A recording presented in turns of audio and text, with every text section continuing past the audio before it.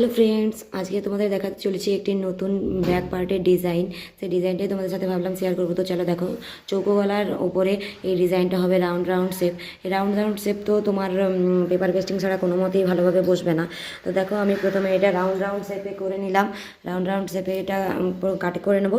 কাট করে নেওয়ার পরে পেপার পেস্টিংয়ে বসিয়ে আমি এটা পেপার পেস্টিংটা বসাবো। তো পেপার পেস্টিংটা কীভাবে বসাচ্ছি সেটাই তোমাদের সাথে শেয়ার করছি। চলো ভালো করে দেখে নাও। তো দেখো, প্রথমে আমি এটা বসিয়ে নিলাম, সেটা মাপে মাপে পুরো কেটে নিলাম। কেটে নেওয়ার পরে তারপরে আরও এক্সট্রা 2 ইঞ্চি ধরে 1.5 ইঞ্চি থেকে 2 ইঞ্চি নিলেই হবে।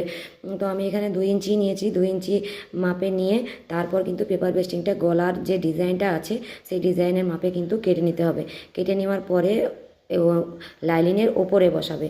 লাইলিনের ওপরে বসাবে আর সবার নিচে থাকবে মেন পার্ট, যে মেন যে কাপড় তার সোজা পার্ট রেখে তারপর লাইলিন রেখে তার ওপরে পেপার পেস্টিং রেখেই কিন্তু তোমাদের পেপার পেস্টিংয়ের যে ডিজাইনগুলো হয় সেগুলো করতে হয়। তাহলেই কিন্তু মিডিলে রয়ে যায়, ফিনিশিংয়ের সাথে মিডিলে রয়ে যাবে। আর যদি কেউ দেখে দেখে করতে চাও তো অবশ্যই টাইমলাইনে শেয়ার দিয়ে রাখবে, আর একটি লাইক কমেন্ট শেয়ার অবশ্যই করে দেবে, যাতে তোমাদের ভবিষ্যতেও আমি এরকমের ছোটো ছোটো টিপস দিতে পারি। তো চলো, আজকের এই ভিডিওটা কেমন লাগলো অবশ্যই জানাবে। আজকের জন্য টাটা।